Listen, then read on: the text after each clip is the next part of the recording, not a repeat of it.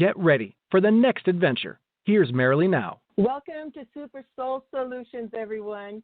Hopefully, you all listened to part 1 by now.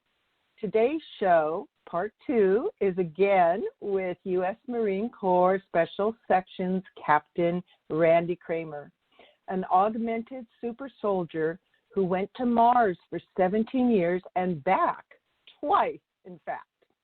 Randy was essentially given a legal mandate from his Marine Corps Special Sections chain of command to come forward as the Marines' official public spokesperson to begin to share and disclose more truth. Today, Randy will provide brief descriptions of currently used and secretly funded time travel, timeline shifts, portals, and jump gates. You will also be introduced to a spacefaring and highly intelligent inner-Earth species, or two, and super cool, you will learn how and who ensures that we maintain a positive timeline for the human race on Earth. Thank you, Randy, for your courage and willingness to be here with us again. Welcome. Thank you for having me. It is my pleasure to be here. Oh, good.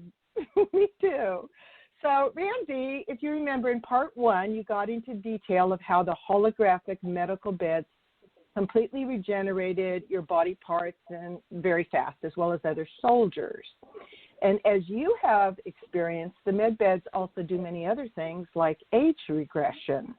So can you describe how you were personally age regressed so you could do 2 tours of 17 years and back for the Mars Defense Force? And by the way, folks, this age regression is used with every super soldier I've researched and talked with, because remember, they're $100 million assets. That's how they're considered. So, Randy, go for it. So, firstly, let me apologize for not giving you a better, more accurate bio and catching that, because, no, it was a single 30-year tour that I did, that I was deployed to at 17 years old. 17 and a half years, a little bit more than 3 months-ish of that was spent in the MDF. The rest of my time was spent elsewhere in the fleet. And at the end of that tour, that's no worries. And at the end of the tour is when they send you back to Lunar Operations Command for what they say is an age regression process, but it really has nothing to do with the kind. What they actually do is they make something like a dozen different clones of yourself. And the reason they make like a dozen of them is because even when you start with a proper sequence, you're growing something that is a living process of how it develops, and so you don't always get them right. And so if you make 12 copies, you're really going to get a few that are going to be kind of not, they're going to be throwaways, and then of the ones that you have left that you could use, you're really going to want to pick the best one. So they make about, whatever it is, 10, 11, or 12 of them, and then pick the best one, which my understanding is a ridiculously fast process, meaning they can essentially take a cell sample, and turn it into a adult 17 or 18-year-old adult in less than 72 hours, which seems like ridiculously fast to me. But given just some of the technology that I know might be involved in that process, that's something I've never actually gotten to watch happen, it's plausible. Certainly there's a number of different ways in which you could accelerate a temporal field around the tissue itself so that you're, in effect, allowing it to grow through a natural process and actually have to age the number of years that it does, but you're doing it within a temporal field that's moving at a different rate of time, so then you're done in 72 hours. I can see it. That would be one way that it might be done. So what they do is then they take the best one of those, and then what you understand to be your consciousness, and they're weird words here, because we can say something like soul, we can say something like spirit, we can say something like consciousness, and what we're talking about is something that is none of those things and all of those things. And so it's a difficult thing to describe. And the science behind it is not my specialty, but what I can speak to it is that what exists as a fluid, literally a quantum fluid, is that consciousness or that essence that is you, that lives within the shell of the vehicle of your body or whatever vehicle that you're in. And so you can remove that and put it into another vessel or another container. You could put it into a jar, or you could put it into a robot technically, or you could put it into another person, or you could put it into an exact copy of itself, a clone duplicate that's decades younger, so that you can put it back 15 minutes after it left, so that, you know, when you wake up, you're in a 17-year-old body again, and you think, oh, that was a really long dream. So, but the age regression... That's going to be a question. Yeah, that's going to be a question a little later. That's going to be a question a little in a couple of minutes of how that's possible once we get into more of the time kind of thing. Okay? Sure. And okay, go ahead. Oh, no, that's really about it. So age regression really isn't regression. They make a younger version of yourself. But it is possible to take a physical body and just through regeneration of the tissue through the holographic cellular regeneration process to get to a near age regressed or youthful appearance just physiologically, if that's what you're going for. It's certainly possible. Just in that particular case, they don't want to let you keep the original body. They really want to get rid of the body that you had, that you served your tour with, and throw it into a furnace and give you a new one for a list of reasons.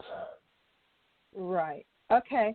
So basically then, I get it. So like the part one where we discussed how the body's regenerated, someone can be regenerated, of course.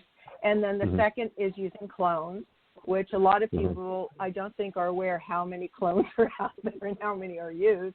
And that was fascinating to know how fast they can make them. So would you be considered your original, or would you be a clone at this point? No. Well, to be perfectly honest, during my tour of duty, my body had been regenerated and replaced several times.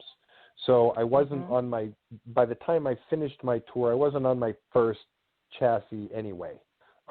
At that point, there was some number of times that my chassis had been replaced and reparted and put back together so many times that there's no way that you could say that that was the original. It was just, it still had the original brain sort of neural pathway patterning, which is another reason they want to get you into a new body so that resets. So I'm not considered a clone because I'm me inside of me. A clone You're your of me, original which is soul. It doesn't matter what vehicle I'm in. It doesn't matter how many copies I've had. Doesn't how many versions of physical bodies I've had. If it's me that's inside of it, then I'm not considered a clone in any way, shape, or form. A clone of a person is a copy that is separate from the consciousness of that original person. So there's a clear definition between what a clone is and what a clone isn't, no matter what number of copies of physical bodies or cloned bodies that I've had. Okay. And there's also, do I have this right, that there's also clones that have souls and ones that don't? Or is that getting too complicated? We don't have to get into that if it's too complicated. So, again, it's not my area of speciality. I will say that, from what I understand, to make a clone at all requires a tiny sliver drop of that piece of you, and it only requires meaning the soul. If we use the word the soul, okay. So like a tiny sliver of the soul. We can use that. Okay. Right. Yeah, we can say that. So the clone itself has to have that in order to be able to develop. If it doesn't have that, it won't develop past a certain number of cell configuration. It will essentially start to break down and fall apart. So, or what you end up with as a final product is so mentally retarded because there was no consciousness driving the formation of the brain tissue and so forth, and the sort of formative parts, which some people don't realize is necessary, then you can just end up with a really, really bad copy. So you put a teeny sliver in, but it doesn't effectively have its own conscience, its own understanding of morality, ethics, doesn't have your own memories or your own personality. It's really just not much more than a physical copy with a teeny, teeny, teeny, teeny part of yourself so that it can be operational. Now, again, because this is a quantum fluid dynamic that you can move from vessel to vessel, technically, there's really not much limit. Your soul is like this kind of is it plasma also? Kind of? Well, it's a quantum fluid. Plasmas are sort of considered to be a state of matter that is still molecular. A quantum fluid dynamic is something that is a fluid at a quantum level. So we're talking about like really tiny, subatomic particles that are held together in some kind of quantum fluid, which is ill-defined, even as I understand it scientifically. Like, we're really not sure what it's made of, other than that it has a volume, and you can essentially pump it from one vessel to another like you can any other liquid dynamic. It just happens to be, this quantum fluid. So essentially, theoretically, it is essentially limitless what and where you can move that soul from vessel to vessel to vessel. So whether, again, that's another clone. But again, as soon as the clone has a soul, well, it's no longer a clone. It's whoever that person is. Whoever that person is now that person in that physical shell. So a clone is technically only a clone as long as it doesn't have a soul in it. As soon as you put one in it, then it's no longer a clone. It's that person. Okay. Now, you technically could harvest souls from dead people or people who are about to die, and then put them in weird or other bodies. It'll be too much for the people. Right? Well, and I think I don't think much of the experimentation in that direction has been successful enough for it to be a thing. So there are weird things that you can do with it, but a lot of the science prevents some of the more Frankensteinish sort of applications of it. So it's not a kind of a technology that people should be scared of. It's really just more like understanding that bodies are like cars, and you can move a driver out of a car and put them in another car. If you just kind of understand it, it's the same dynamic. Then it's just straightforward. What this appears to give credence for is not only reincarnation where the soul goes into different bodies, but what's fascinating is that it gives credence for something most of us know, but a lot don't, is that the soul drives the body and directs the body, because it seems like the body has its own entity or intelligence, as you said, up to a certain point, kind of on automatic, and then it's going to start deteriorating unless it has the full soul essence in there, correct? Or at least enough. But to be fair, too, the way that your soul has to interface with the body, there are many things mechanically, biologically, hormonally, neurobiologically that happen within the body that also drive the actions of the soul. So it's a two-way relationship, and it's not so straightforward as that we're all in complete control of our bodies, because clearly we're all not in complete control of our bodies. And so the question is, who's driving who? Sometimes, because there's all the autonomic responses of the biological organism that are designed to survive, and would be bad if those mechanisms didn't exist there, because then we would cease to survive and exist as a species. So, but those things, that's really a lot of the conflict of being a human being, between what we idealize, how we should feel, think, act, and then how we actually do, because we're interfacing with an organism that doesn't just turn left when we say left, or turn right when we say right. As we're going down the street and we say, hey, I want to go left, it says, no, I want to go right over here and have a beer. or whatever is driving the physical body to do something, which can be food, sex, alcohol, drugs, different kinds of, pleasure, even satisfaction. Cellular memory, right? Yeah, absolutely. Yeah. So there could be a whole there's a lot of variables radio there. show on that. Yeah, it's really cool. Yeah, the bigger answer is there's just a lot of variables there, and so and that a lot of the difficulties that people have as human beings come in the conflict between who's driving who. Is your body driving your soul, or is your soul driving your body? Yeah, for sure. I would agree with that. Yeah, and hopefully you can integrate well too, which is always interesting. Yeah, that'll take us down a whole nother direction. Okay, so maybe we should get, so people understand kind of a little bit more about your full experience, we should get into, this will be so easy for you, Randy, one of the most complicated subjects on time travel technology. And if you can kind of, simplify regarding portals, wormholes, jump gates a little bit, and that would be useful for people before we go on. Well, it turns out there's some similar laws of physics in which we start to understand the ability to move through space differently that also become critical in understanding how to move through time differently. However, the applications of those technologies can be really, really different. So, for instance, wormholes typically move an object from one point in space to another. And the technology that you use to open a jump gate portal from one place to another in space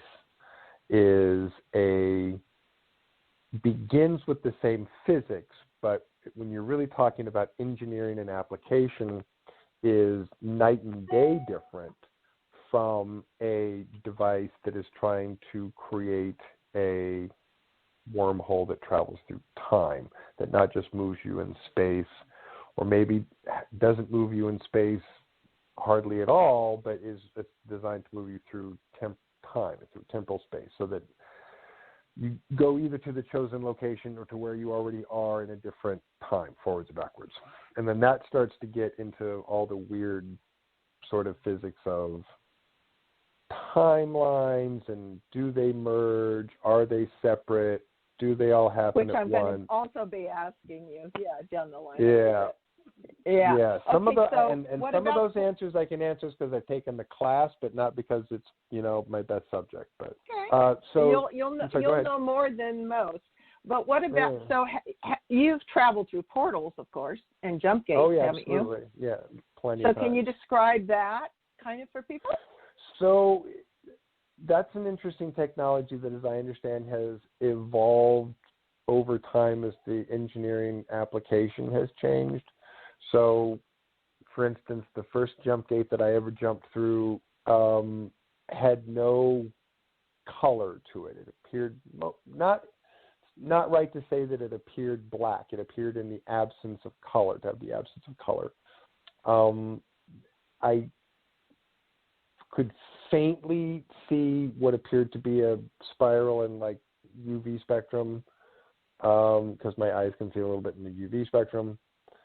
But essentially, there was not much to see from one side to the other, and moving through it is a really short distance as far as how the tunnel of the wormhole itself is not very long. It's not like you're moving more than a few inches, or in some cases maybe like 1.5 feet or 2.5 feet as far as the length of the entry of the wormhole itself. Like, so when you enter into the enter point and you come out the exit point, you really have 1.5 or 2 steps that you can take before you're on the other side. But what happened in the first types of wormholes or jump gates that we used, or that I jumped through, is there's a disorientation point where your inner ear gets completely scrambled, and even though nothing is changing in what your physical body is doing, no change in your orientation, no change in the rate at which your physical body is moving through space changes in any way, shape, or form, but your perception of it does, and you can't see for the second or second and a half that you're in the tunnel, the wormhole itself, because the rest of your eyeballs cannot perceive what's happening with the light because all the light is moving in one direction faster than you can see it. So you think that you're spinning around and around and around and around and around and around, but you're not. You're still walking. And so you're trained to take a firm, approach as you go through it so that you don't just step into it, but that you are walking firmly in a forward direction so that no matter what happens in the disorientation period, you will continue to walk forwards and come out the other end. And then depending on how many times you've done it, depends on sort of what the recovery time is of that disorientation when you come out the other side. By the time Fascinating. by the time I finished my tour of duty, they had a jump gate, wormhole, doorway, portal that was really like looking through a door or a window that you stepped through, and there was no disorientation, and the light was not being ripped through it in one direction, so you couldn't see what was happening. You absolutely could see the other side as if it were just a doorway in space standing in front of you, just like in the movies. Mm-hmm.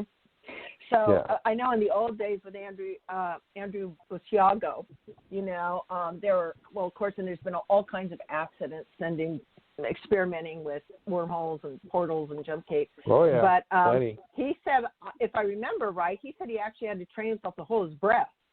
And he also said at first you got a little, I don't know what the term would be, vertigo or seasickness or something. Mm-hmm. That's the kind of disorientation you're talking about, yeah. And then in the buddy, go ahead. No, I'm sorry. Go ahead. No. You're more interesting. You go. No, I was just saying that if I understand correctly, that the escalation and progression of the technology, that what we were using was probably a little less disorientating and a little less confusing than the stuff that he was using before. But it was they would say take a deep breath. They didn't say hold your breath. They say take a deep breath and then walk firmly through so that you weren't exhaling. Okay. Yeah, there's supposedly not oxygen inside the tube, but it's such a short distance it doesn't really matter because you're literally in there just blink of an eye because it's a very short walk. And then and there's natural, of course, portals on the Earth. There's moving portals on the Earth. There's man-made, right? Jump gates and portals. Well, yeah, no, all the wormholes turn out. Yeah, wormholes turn out to be a natural phenomenon, and so the study and science of making jump gates, portals is not about creating something that's never been created before. It's simply about looking at a natural phenomenon and going, oh, how do we replicate that and make it go where we want it to go? So naturally occurring portals and wormholes can, pull people from anywhere to anywhere. There are vortexes that pull wormhole like destination points to them. So you can get yanked out of those places and sent to who knows where through weird random wormholes. There have been a number of interesting cases of pilots who have reported being on track, flying to a destination from one point to another, and basically seeing a white, bright flash of light and a cracking sound, and then ending up hundreds of miles off course and having to, radio in and be like, where the heck am I? And have exactly tell them you're hundreds of miles off course within a second. Yeah. So, but those are things that have happened not even anywhere near the Bermuda Triangle. Some of those events have occurred in places where there's no known like weird vortex, geomagnetic, electromagnetic time-space distortion activity. So it's a phenomenon that can just occur if you happen to walk into one randomly that you can't see because they're invisible to the naked eye. So whatever the odds are that as they randomly pop in and pop out, and some of them obviously don't stabilize, they're not there for much longer than a blink of an eye, like what are the odds that you might walk into one or that the fact, or what are the odds that as you're sitting in a chair, if statistically one were to pop into your personal space, into your bedroom, let's say, and then blink out 2 seconds later and you didn't see it, you'd never know otherwise because you were sitting in a chair the whole time and not in any danger of interacting in any way, shape, or form. So right. It's a natural phenomenon that we've learned to replicate. And there are some species and races who've done amazing with even more advanced uses of the technology. There are ways to do it mentally, psionically, different ways of using frequency modulators to, create the end point and the beginning point. And it's not like there's one way to do it. Yeah. And and it's also completely different if you're trying to move a person through a small portal versus if you're trying to move a ship through a large one. Those are two totally different things too. Mm. And what you were describing, another term I think is used for it is time slips. I studied that all through history. There's been time slips where people move through and then they end up in the Civil War time, like weird stuff, right?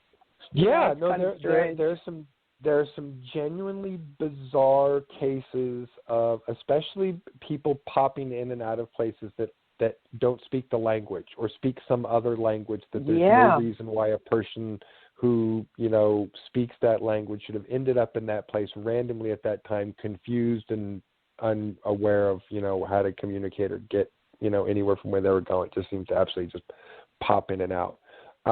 It's a strange phenomenon, and there's lots of reports and lots of cases that are not well documented, and some well documented cases, and certainly well documented in the certain that if it happens to a guy in an airplane, there's flight logs, there's FAA flight logs, there's FAA communication to the tower, there's radar that says, we're tracking this guy here, and then all of a sudden he's off radar, and then he radios in, and he's over here tracking 500 miles away. So that's evidentiary data that actually happened.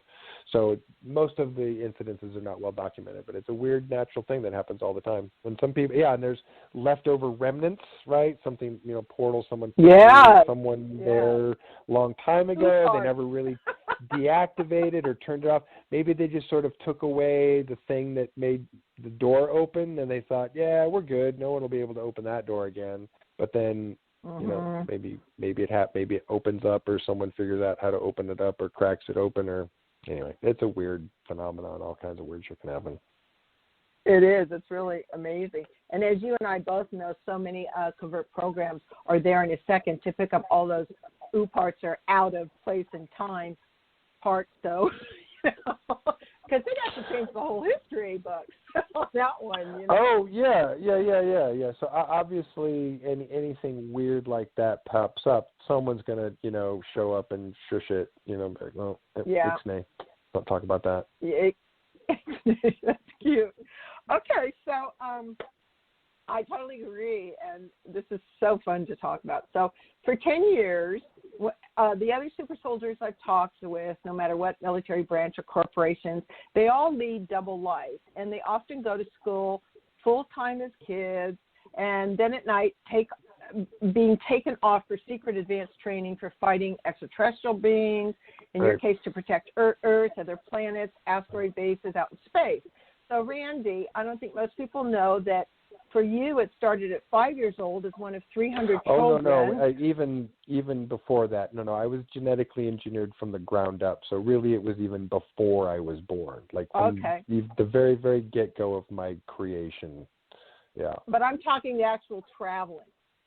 Didn't that start at 5 years old? That was even younger than that. No, that was even younger. Wow. That was infant age, months, weeks. I mean, probably the first time that they were doing what I would call as passive programming, which I can remember as clear as yesterday, being essentially an infant, not much able to do more than kick and swing my arms around in a bassinet, looking at a ceiling that they're projecting all kinds of like math, geometry, like basically trying to throw a bunch of science and math, sub sort of programming with classical music going on the ground, hoping some of it's going to stick in our brains or something like that. So, yeah, they started some of that stuff really early. Oh, physical wow. training, So though, you was probably about 4 years old, 4.5, physical training. Okay. Started Yeah. physical, later weaponry. And so you were one of, if I remember right, one of 300 children who were part of the covert military training program called Project Moonshadow. Was that right? That is correct, yes. Okay. That is the So program that essentially designed and built all 300 of us, and it had a very specific set of protocols and a very specific goal set, and which is why there were only 300 subjects in the program. Otherwise, there would have been a lot more, but it was a limited pilot program, really. So that's why there are only 300 subjects. Okay. So I think our listeners would find it very interesting to learn how it's possible and commonly practiced for so many soldiers, would-be soldiers, children, to go on these missions for hours without anyone like their family knowing they're gone, right? So you could be gone 5 hours or 6 hours, and Right. you can be brought back 3 minutes after you left. So could you describe that kind of technology? So basically there are certain, let's call them drive systems for spacecraft, which also have the ability to fold space and time. So the craft itself doesn't just have to worry about slipping through one space and time, or in space, but also through time if it wants to. But that's not how every spaceship works. Not every spaceship has a drive system that affects time-space in the same way. But there are types of drive systems that do. So when you have a drive system that can do that, that vehicle has the potential, but not necessarily the ability without proper engineering to actually do time travel. Okay, so it has to be a specific type of vehicle that has a specific drive system and is also engineered to travel through time. So of those vehicles, there are a limited number. And so when they need to move people through time, like have a group of subjects, soldiers, that they're like, all right, we have to have all of these people back, 15 minutes after we, took them away for a training session, and they're all going on a normal linear clock, right? So they're saying by this amount of time when they're done, then within an hour after that, we need to have them on board this vehicle, and we need to be able to transport them back to their locations where we can, just pop them in, boom, boom, boom, boom, right back where they go, and have it done in, less than an hour, because you have a limited amount of time that you can have these vehicles doing what they're doing, and it's going to take a lot of really careful planning. So if you think about air traffic control has this very specific and completely complex way of making sure that planes don't crash, so that they land at the right time, so that someone else isn't landing at the same place at the same time, and that everyone's, in sync with using the runways at the right time and using the gates at the right time. Doing the same thing with time travel is just a little more complex, but it's essentially the same kind of math. You're basically just having people who are coordinating this movement in such a way that nobody runs into each other. If you can do that, if you can run that system, and again, a very efficient system of temporal traffic control can do that, just like a very efficient system of air traffic control can do that with no accidents, then everyone can get back to the place that they need to be 15 minutes after they left, because you have a system that runs more smoothly than a Swiss watch, and is simply doing so not just spatially but temporally spatially, so that you're also keeping into that larger calculation of making sure no one collides with each other, what the times are. And as long as you make sure, and as long as you do it right, and nobody runs into each other, and no one touches each other, then you don't have, weird paradoxes that end time and space, which I don't think that actually happens. But the guys at Time Corps, when they, give the lecture in the class on temporal mechanics, they try and scare the crap out of you and say, if you ever have the opportunity to participate in a temporal anomaly, do not shake your hand, do not touch yourself, do not hug yourself, do not touch another person. Don't do it. Meaning running into yourself. Yeah. I know a doctor friend of mine who did that, and he passed out, and he lost his mind for 3 months. Yeah. Yeah. So before I don't think it ends. Yeah, I don't think it ends all time and space like they scare you, but I think the consequences are severe. And so they just want to terrify everybody and not have to explain it and just go, don't do it. Yeah. So you mentioned time card. You gave away one of the coolest things, so let's blend into that. How about sharing, explaining a little bit about timelines, and then share who manages the timeline to help keep us stay on a positive timeline trajectory and how that works, okay? Sure. So we have, I guess, and when I say we, I just mean we as Terrans, as Earthlings, have our own division of temporal management called Time Corps. So this is a group of people that is made up of absolutely the smartest people in the freaking world, because it literally takes a brain capacity that is higher than most people's to be able to comprehend how you have to do these temporal calculations. And it just takes a certain high freaking IQ to do it. And there's totally a curve in the smarter you are, the more you have a chance of being able to grasp temporal mechanics. And if you're just not bright enough, the harder it's going to be for you to even contemplate things moving not linear in time. So there's a direct kind of IQ relationship with people being able to understand temporal mechanics. So this is an organization made up of the smartest people in the world. Smartest people. And they're called Time Corps, right? They're called Time Corps. Yeah. Now they do coordinate with a larger intergalactic organization of time managers. So, but they are not necessarily a part of some kind of cohesive intergalactic universal, time management organization. It really becomes beholden upon civilizations that develop time travel technology to then become sort of responsible to manage their own, temporal management system of the area of space which they're responsible for, and certain people get tasked with that. And there's an approval rating process that happens with the intergalactic temporal management people. And so when people act outside of that, which does happen, it usually doesn't happen for long, because the temporal managers in the universe will eventually get around to it, essentially, because they have time.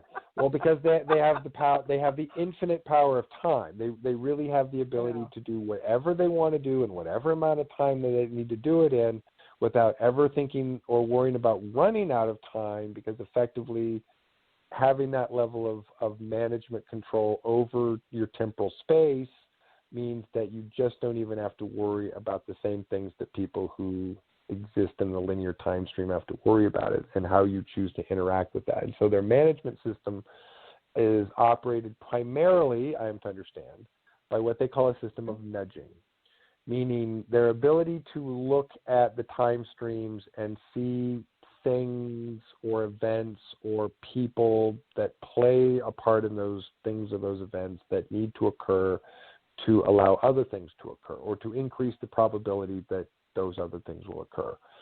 So a lot of things, as far as if you really wanted to nudge something in time, that isn't about coming back and killing someone, or coming back and blowing up, a power plant, or doing something anywhere remotely radical like that. But it really often comes down to, if you understand the nuance of it, nudging the right person to do or not to do one thing.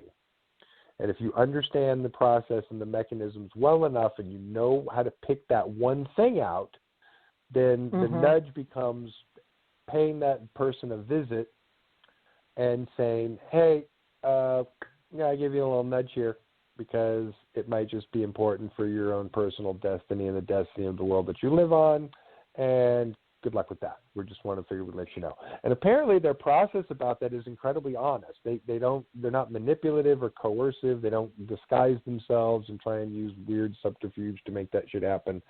If they decide that you need a nudge, they will literally have a person appear in your bedroom in the middle of the night, sitting in a chair, wearing an environment suit, that will introduce themselves and explain who they are and why they're there. and explain why the particular nudge they're attempting to give you is important and why that particular action that you take or not take is important, not just for you, but for other people. And they're just incredibly straightforward about that. And that's kind of their major process of nudging. So what they do, so what I'm meant to understand, their headquarters, where they are based right now, which is a weird thing to say about people who are time travelers, but is somewhere about mid-21st century. So somewhere, let's say somewhere between about 2047 and 2052 somewhere. So I'm not even going to give the year of what I might know that it might be. So let's just say it's somewhere in that window, which means if you wanted to go there, if you or I wanted to go there, and we did not have the ability to travel forward in time, we're not going there. So as far as a defensible space, anyone who does not have the ability to travel into the future to harm you cannot do anything to you. So there's that aspect of it. The other aspect of it is, from what I understand, their headquarters exists within a contained temporal bubble of space, meaning, and this was simplified to me, and I think because whatever their real system of measuring and understanding this is much more complicated. So I'm going to simplify it the way it was simplified for me.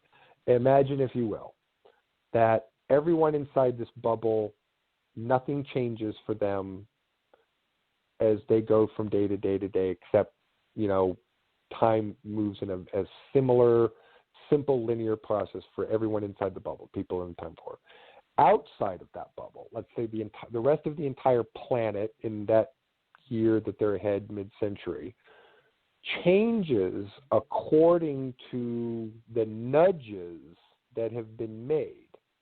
So as they continue to go through this process of nudging, there's a shifting process so that, let's say, every day they wake up, they look at the planet and say, oh, shiny chrome cities with flying cars, we did it, great, we're on track, everything's dandy. Or they may wake up a morning and go, oh, the whole planet is burnt to a cinder, we screwed up, let's nudge something else. Yeah. And that none of these outcomes have happened yet, even though they are in the future.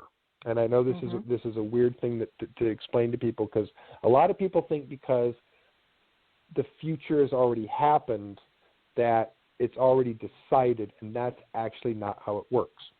Even if you're in the future, you're not in the future at that point, that's your present.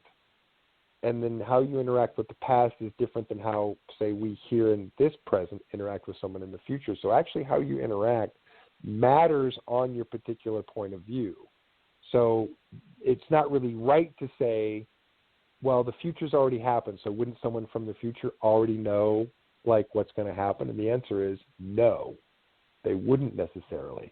It depends on so many other variables of possibility, probability, and outcome that there's no linear process, even though it happens and we experience it in a linear process, in which the future or the past are ever certain. You can nudge the past, you can affect the future, you can change the present, and you can do all of that without destroying the time-space continuum, and you can even do it without anybody noticing that you're doing it. But if you're in this neutral temporal bubble, you can observe it changing on a daily basis, let's say, as you go through this process.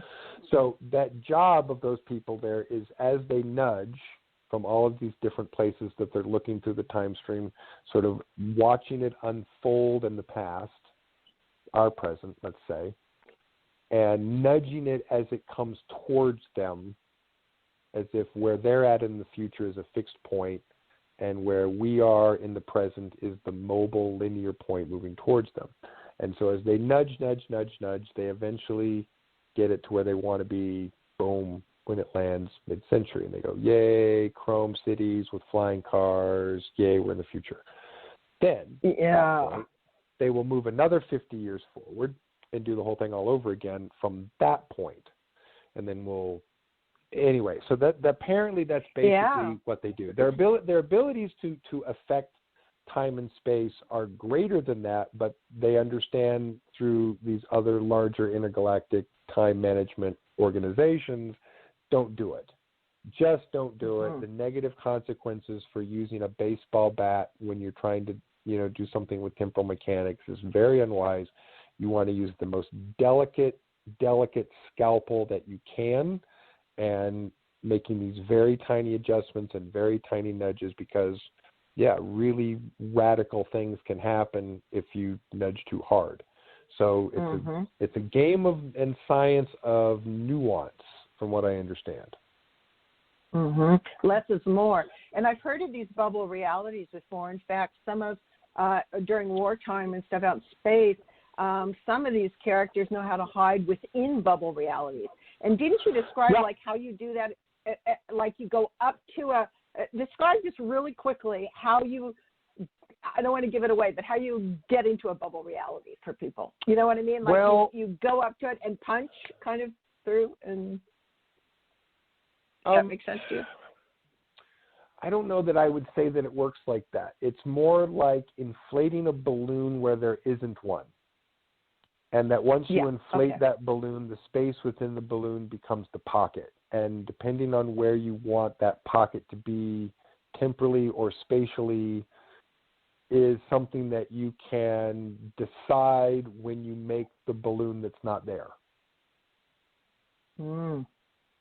Cool. Yeah, it's a weird kind of process, but it can be done spatially, it can be done temporally, and you can adjust the temporal coefficient within that balloon. So if you're within that temporal bubble, time can either be moving slower or faster than everything around you, depending on what you want to set the temporal coefficient at. Okay, and isn't it also like we got so many different military secret space programs experimenting with timelines, jumping, all that. They've done that for at least 70 years, but hundreds of thousands probably.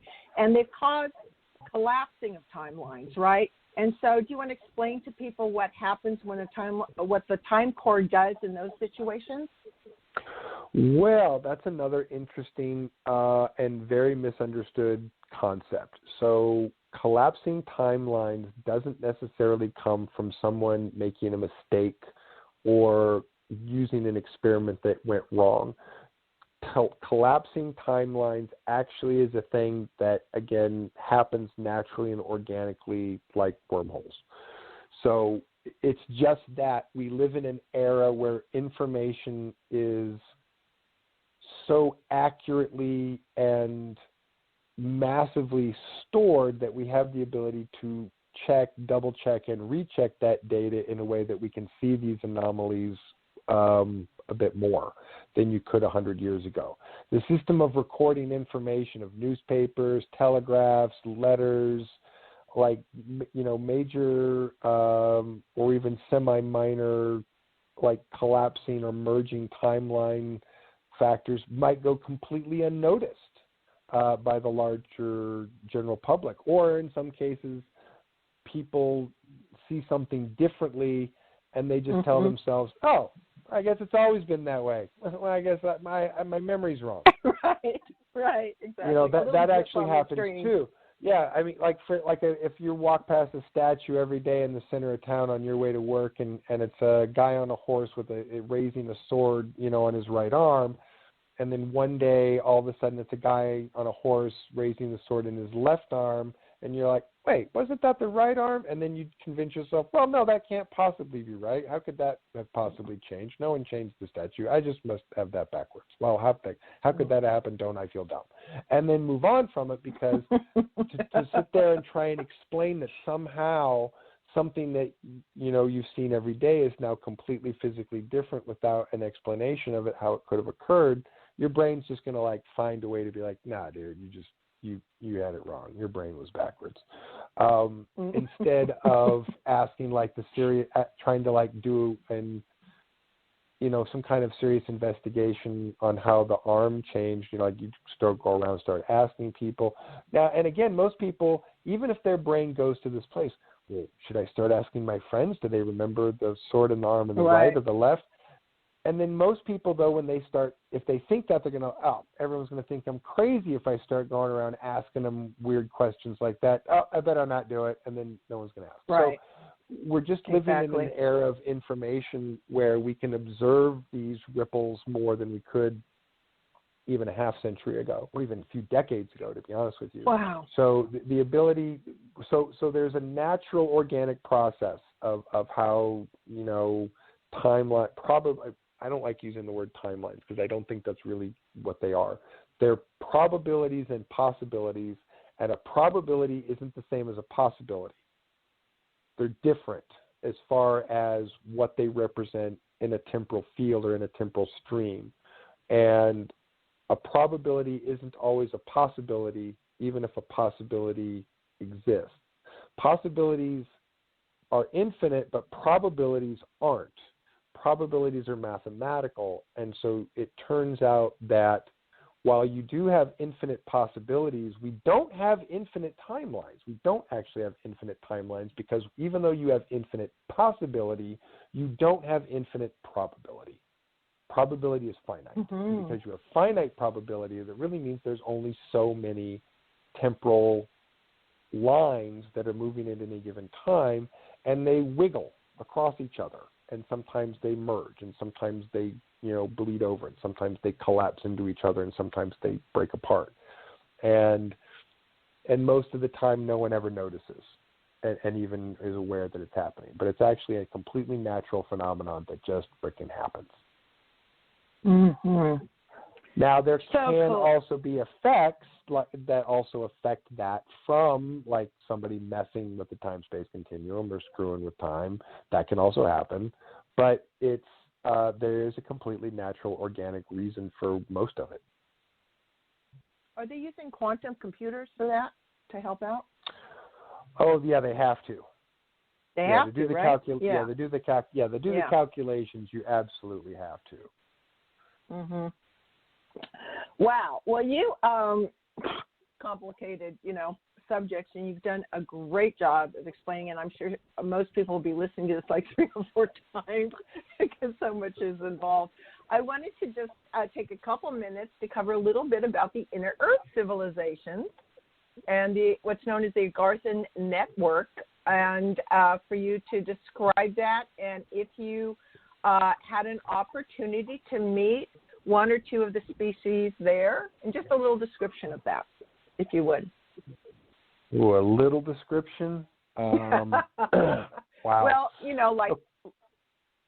Okay, so essentially, go ahead. The lava pockets, magma pockets underneath this, what we consider the surface of the Earth, is actually really varied, meaning there are large pockets that are hundreds of miles in diameter, which when you're thousands of feet or miles below this crust of the Earth, or this what we consider to be the surface of the Earth, is very possible because the structure of the planet that is holding everything together is really this gigantic honeycomb, not a liquid core. It's a honeycomb, and it changes temperature. So there are places in it which are hot and magma flowing at almost all the time, but that can change over thousands of years. They're cooling pockets. They're giant pockets that, melted out and heated out thousands or hundreds of thousands or millions of years ago and then have cooled off. And then there's a certain amount of subterranean biological life that kind of just lives down there as far as microorganisms, non-intelligent insects and so forth. So there is a kind of this own habitatable ecosystem that kind of naturally occurs. But as soon as someone decided, hey, on the surface here seems kind of shitty, let's go down a bit, and they find one of these caverns and they go, oh, you know what? This needs some more plants and a sun, and so let's put an artificial fusion device in the ceiling so that the plants will grow and that we can there's plenty of water, and then we can create essentially a subterranean, fully contained ecosystem. So once somebody figured that out a long time ago, hundreds of thousands of years ago, then different species that lived on the surface of the Earth went down. And so there's insectoid species that was evolved and developed on the surface of the earth that moved down. There's a reptoid species, or what sometimes people refer to as a saurian, dinosaurian species that developed, Raptors? Raptors, millions of years ago that eventually moved underground. And then we have extraterrestrial visitors that came also throughout time along the way that were like, hey, we should set up shop underground. And some also who were looking for new places to live that were like, we don't really live on the surface with the monkeys. Let's go live in an underground pocket. We'll be much happier there. And then you have, sort of the surface dwellers. Oh yeah, stinky surface dwellers. And then you have sort of, like the post-Atlantean disaster in which you had, people scatter, to the corners of, new civilizations around the world, as well as those who also went underground, who went subterranean. So everyone who sort of lives down in that area we call the Agartha Network. So it's a certain distance down. There are access points that are near on the surface, but the actual Agartha system, as we consider it, is, at least 2.5, sort of 3 miles down. And then it is, a massive, again, system of tunnels. And again, not all of them habitable. Some of them are toxic, methane gas, ammonia gas. You die if you tried to walk through the caverns in there. And some of them, again, have been terraformed, for lack of a better word, into completely habitable spaces, and have been civilizations that have been thriving there for hundreds of thousands of years. That's a great, quick synopsis, and we'll continue with that in the future. And the bottom line for that, folks, is on a lot of planets and asteroids and things like that, correct me if I'm wrong, Randy, living underground is common, especially after catastrophes, because it's best for survival. Isn't that our safest for survival? Isn't that right? It turns out that it's way more common than 50%, meaning I would say that more than 50% of the known universe's species have some form of serious subterranean civilized development. Because, it's at some point, if you're really trying to think long term for civilization to last thousands, tens of thousands, hundreds of thousands of years, comets, asteroids, hurricanes, floods, all that stuff's got to be off the table. And the only way that stuff's off the table is when you go underground and out of the weather.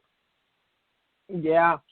So, Randy, we're coming to the end here. And so can you please give people your contact info, your website, where they can sign up for your private sessions, and also that you have online upcoming psionic, which is brainwave training classes coming up online. Could you tell them where to go for that? Sure. My new website is covertspacecowboy.com, and all the updates that we're going to have and links for the classes that are coming up, for the psionics class coming up, and links to people who want to have consulting appointments are all there. Everything that we do will be let people know via there. Well, there's a Facebook page, a Captain Randy Cramer Facebook page. People can also look that up if they want. And I've got some other social media accounts, but I haven't started using them yet, so I guess I should use them. Yeah, you should. Thank you so much, Randy. You're awesome for offering your time and sharing your amazing experiences and helping to forward truth disclosure for the citizens of Earth here. And everyone, please check supersoulsolutions.com and my YouTube channel, Super Soul Solutions, and you can also book sessions there under Super Soul Consulting. So please join me in 2 weeks for another mind-bending show, and a pre-announcement of the next show can always be found on News for the Soul on the Super Soul Solutions radio page. Until our next adventure together, onward, my friends. Take care.